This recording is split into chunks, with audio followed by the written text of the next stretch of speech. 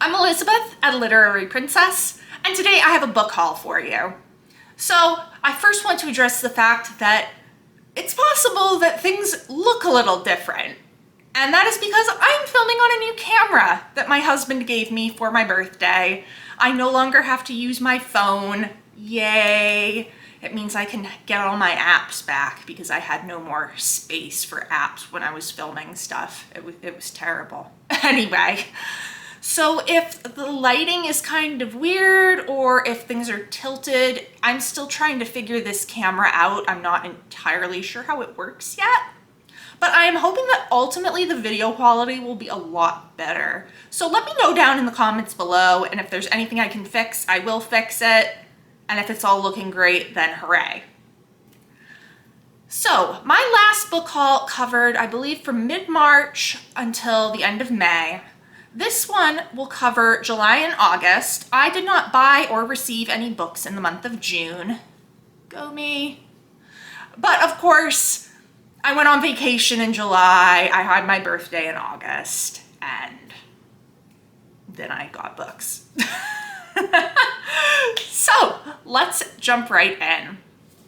So in July, I went on vacation to Gloucester, Massachusetts with my in-laws, and I got to go to 3 bookstores while I was there. The first bookstore that I went to was in the neighboring town of Rockport, and this was called Susie's Stories. I bought 2 books here, the first being Piranesi by Susanna Clarke.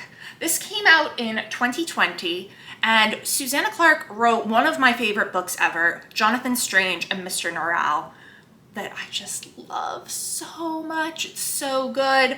So since this came out in 2020, I've been wanting to read it, and I've picked it up and thought about buying it in a lot of bookstores and then always put it back, especially when it was in hardcover, even though I know I like the author.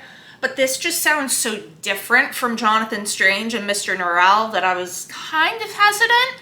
However, so many people have read and loved this, and it was in paperback. It was perfect. So I will read the back because I don't know how to give a good summary of this. Piranesi's house is no ordinary building. Its rooms are infinite, its corridors endless, its walls lined with thousands upon thousands of statues. Within the labyrinth of halls, an ocean is imprisoned. Waves thunder up staircases. Rooms are flooded in an instant. But Piranesi is not afraid. He understands the tides as he understands the pattern of the labyrinth itself. He lives to explore the house. There is one other person in the house, a man called the Other, who visits Piranesi twice a week and asks for help with research into a great and secret knowledge. But as Piranesi explores, evidence emerges of another person, and a terrible truth begins to unravel, revealing a world beyond the one Piranesi has always known. Honestly, that tells me nothing aside from we have this really fascinating house. I love weird houses in fantasy fiction or horror fiction as well. So this just sounds like it'll be really fun. I'm interested to know what it's actually about because I don't think anybody that's read it has given me a satisfactory answer about what happens. And I kind of like going and not knowing. I know that I love Clarke's writing, so I'll definitely enjoy this. The next book from Susie's Stories is one that I have never actually seen out in the wild in a bookstore, but I've heard multiple people talk about it here on BookTube, including Alana Estelle. This is one of her favorite books. This is Stoner by John Williams. I'll read the back of this as well.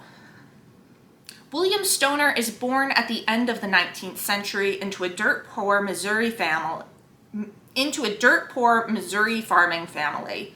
Sent to the State University to study agronomy? I don't know what that is. He instead falls in love with English literature and embraces a scholar's life, so different from the hardscrabble existence he has known. And yet, as the years pass, Stoner encounters a succession of disappointments. Marriage into a proper family estranges him from his parents. His career is stymied. His wife and daughter turn coldly away from him. A transforming experience of new love ends under threat of scandal. Driven ever deeper within himself, Stoner rediscovers the stoic silence of his forebears, and confronts an essential solitude. So this is about an academic of English literature, which sounds great to me, of course. I love books where characters go to university and study, especially English literature, naturally. So this sounds like it will be very good. And honestly, I trust Alana's taste. She has impeccable taste. If you haven't watched her channel, go watch her channel. I'll link her. So if she says this is one of her favorite books, I have no doubt that this is going to be fantastic. The next bookstore that I went to was the Bookstore of Gloucester. Straightforward. And I got only one book here, and that was Tripping Arcadia by Kit Mayquist. I had never heard of this book. I was drawn in by this cover, and do you blame me? It's so interesting looking. And I read the back, and I was like, this sounds like my jam. It says it's a gothic novel. I love a gothic novel. Med school dropout Lena is desperate for a job, any job, to help her parents after her father was injured and laid off nearly simultaneously.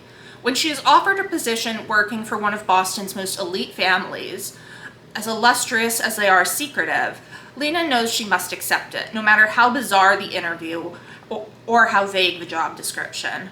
By day, she is assistant to the family doctor and his charge Jonathan, the sickly, poetic, drunken heir of the family empire. By night, Lena discovers the more sinister side of the family as she works overtime at their lavish parties, helping to hide their destructive tendencies and trying not to fall for Jonathan's alluring sister, Audrey. But when she stumbles upon the knowledge that the family patriarch is the one responsible for the ruin of her own family, Lena vows to get revenge, forcing her to decide how much and whom she's willing to sacrifice for payback. Ooh, it sounds really fun.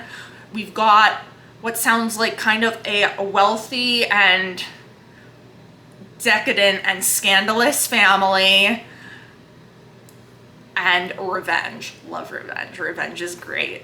So I am very excited for this. I know nothing about this author, so hopefully I'll really enjoy it.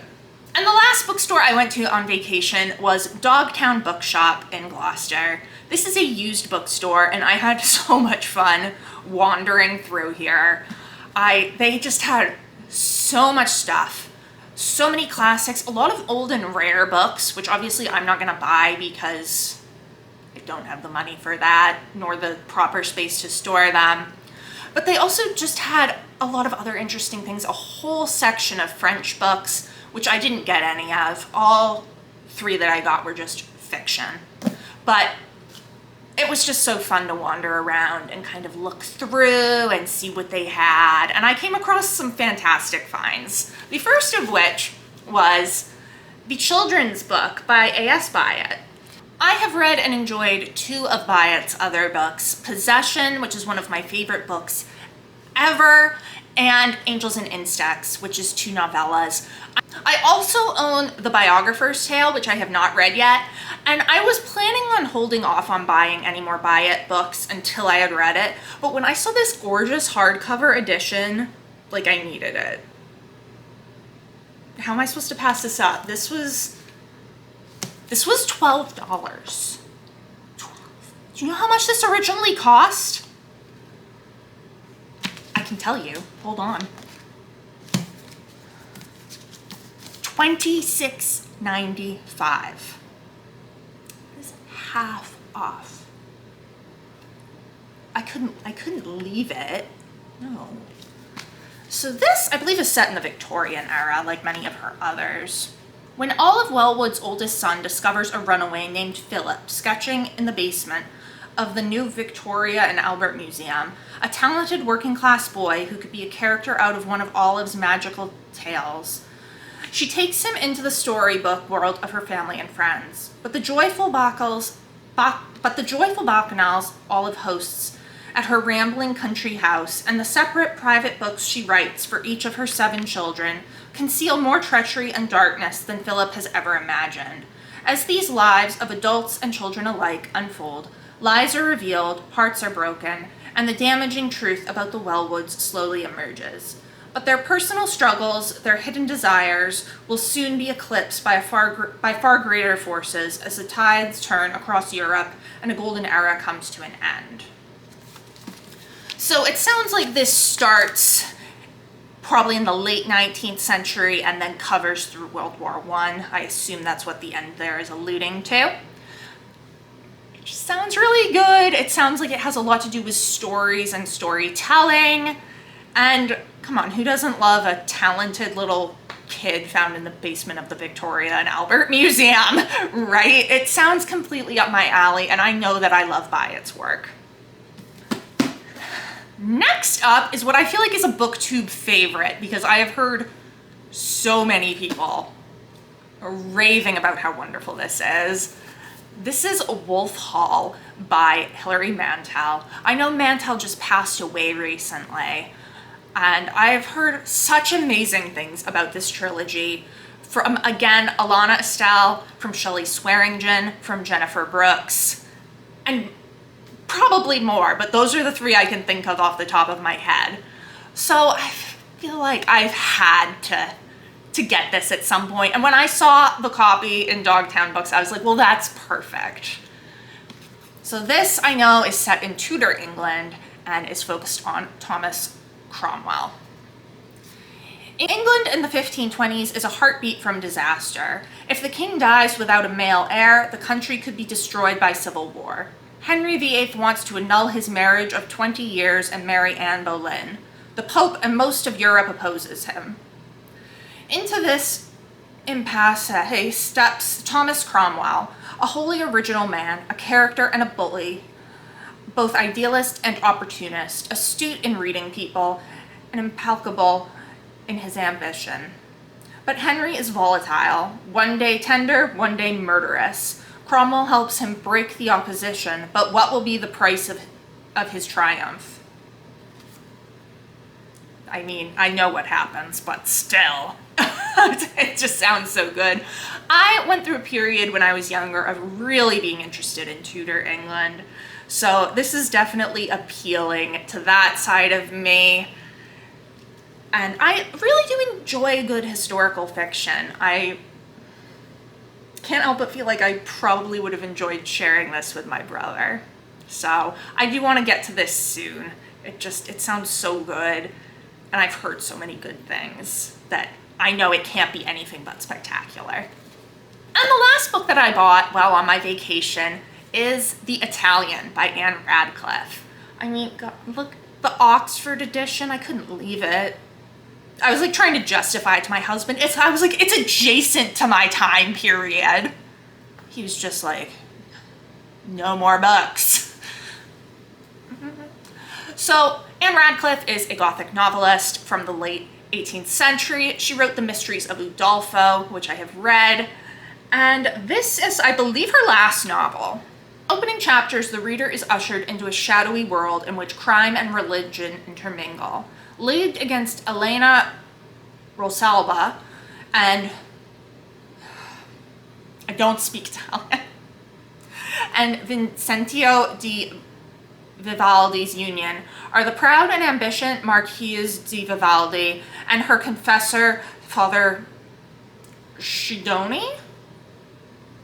Supernatural forces seem at work, but it is to the Holy Inquisition that the ill-omened lovers eventually fall prey. Interesting.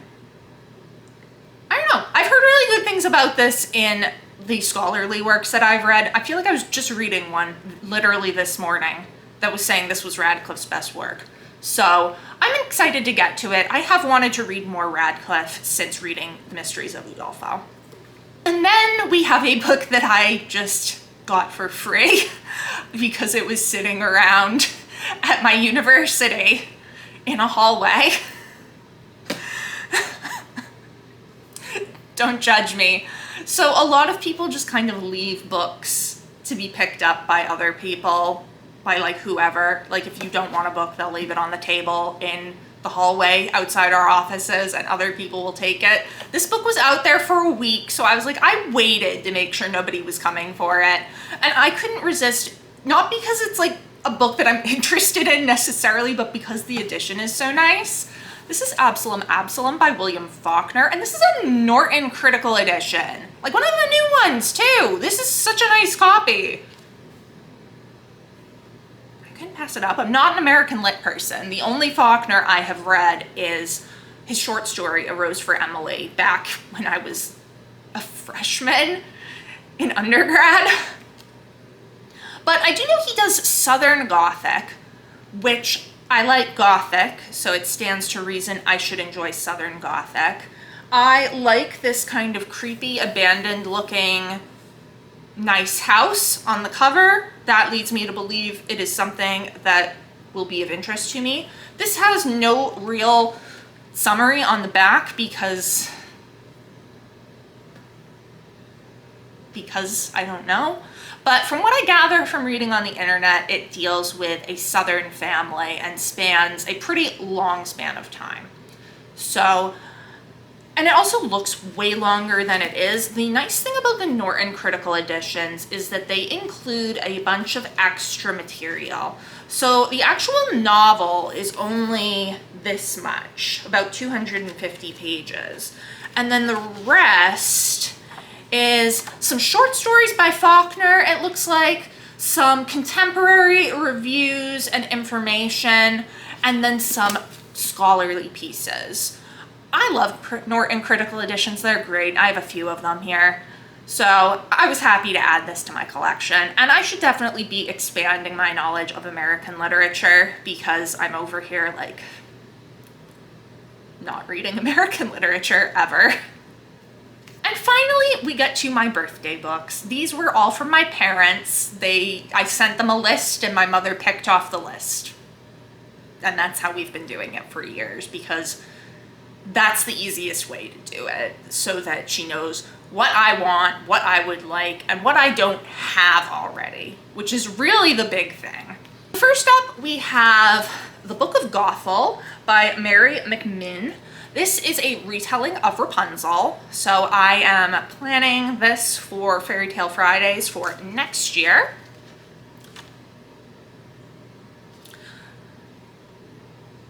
Germany, 1156. With her strange black eyes and even stranger fainting spells, young, oh no, Hailwise? Has never quite fit in. Shunned by her village, her only solace lies in the stories her mother tells of child-stealing witches, of princes in wolfskins, and of an ancient tower cloaked in mist, where women will find shelter if they are brave enough to seek it.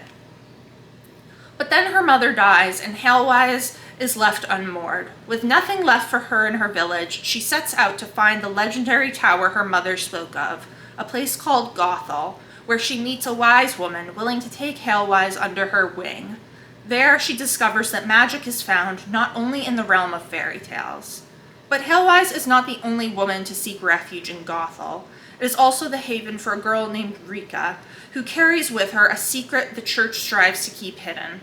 A secret that reveals a dark world of ancient spells and murderous nobles behind the world Hailwise has always known. So this is billed as the story of the witch that keeps Rapunzel in the tower. I love a good fairy tale retelling. You all already know that about me. I have not read a whole lot of Rapunzel retellings. Only two that I can think of off the top of my head. So I'm excited to get to this. I've seen it in the bookstore a few times and thought about getting it, but I was like, no, I'll wait. And then I waited and that paid off. Next up is another fairy tale retelling. It is actually one that I've already read because I had an e-arc of it. This is Thief, Liar, Lady by D.L. Soria. This is a Cinderella retelling, and I love it. Okay, it's so good. I can't even tell you how good it is. I read this in July, and I gave it 5 stars. I'm not who you think I am. My transformation from a poor orphaned scullery maid into the enchantingly mysterious lady who snagged the heart of a prince did not happen, as the rumors insist, in a magical metamorphosis of pumpkins and glass slippers. On the first evening of the ball, I didn't meekly help my evil stepmother and stepsisters primp and preen, or watch forlornly out the window as their carriage rolled toward the palace. I had other preparations to make. My stepsisters and I had been trained for this, to be the cleverest in the room, to be quick with our hands and quicker with our lies. We were taught how to get everything we wanted in this world, everything men always kept for themselves: power, wealth, and prestige. And with a touchingly tragic past and the help of some highly illegal spells, I would become a princess and secure our fortunes, and we would all live happily ever after. But there's always more to the story. With my magic running out, war looming, and a handsome hostage prince, the wrong prince, distracting me from my true purpose with his magnetic charm and forbidden flirtations, I'm in danger of losing control of the delicate balance I've created, and that could prove fatal. There's so much more riding on this than a crown. I love the scheming Cinderella character. It's so much more interesting than the just kind of good, perfect, boring Cinderella character. I am so excited to reread this. I'm so glad that I own it now. It's just great. Next up was one of my most anticipated releases of the year. This is Painted Devils by Margaret Owen. This is the sequel to Little Thieves, which I read earlier this year. I'm actually not going to read the summary of this one because I think it might have some spoilers for Little Thieves, and I don't want to do that to you all because you should all go read Little Thieves. It's so amazing. Needless to say, I am so excited for this book. I cannot wait to read it. Interestingly, everything has been fairy tale themed because Little Thieves is a retelling of The Goose Girl, and we're sticking with that.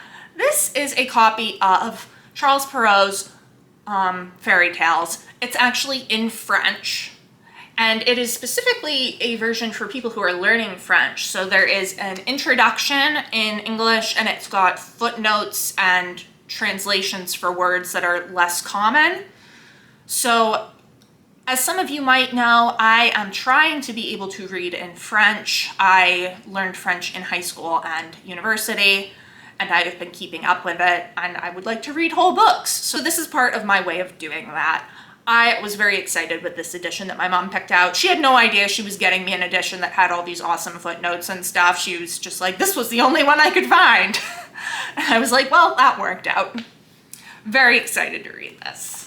To break away from the fairy tale theme, we have The Bell Jar by Sylvia Plath. And this is specifically the 50th anniversary edition, which is the one that I wanted because, God, look at it.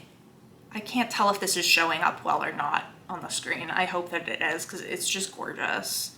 So beautiful. Oh my goodness. I read The Bell Jar in high school, and I have reread it since, but I don't actually own my own copy. I've always gotten it out of the library. So I'll read you the description of this one.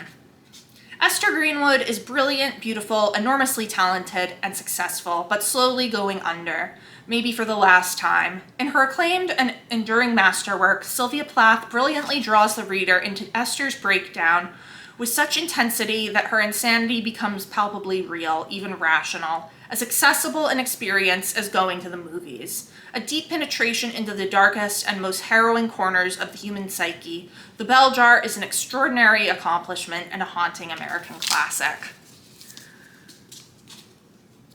I love The Bell Jar. I don't love it as much as I did in high school. In high school, it was a 5-star read for me. It's now a 4-star read for me. But I do still find it incredibly heartbreaking, but also incredibly beautiful and quite relatable. So I don't know if I'll be rereading this soon, but I am definitely looking forward to reading this gorgeous copy. And then the final book is another classic. This is The Odyssey by Homer, translated by Emily Wilson, and this is just such a gorgeous edition. I love it. I specifically wanted to read the Emily Wilson translation.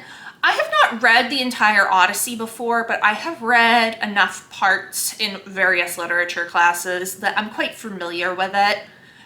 and I have seen the traditional translations that we have of it. So I wanted to give Wilson's a try since it's new, and also her translation of the Iliad will be coming out soon, and I would like to try rereading the Iliad in that translation if I enjoy this one of the Odyssey. So that is my book haul for July and August. Let me know down in the comments below, have you read any of these? What did you think? What books have you bought recently? It has been great chatting with you. I will see you soon. Bye.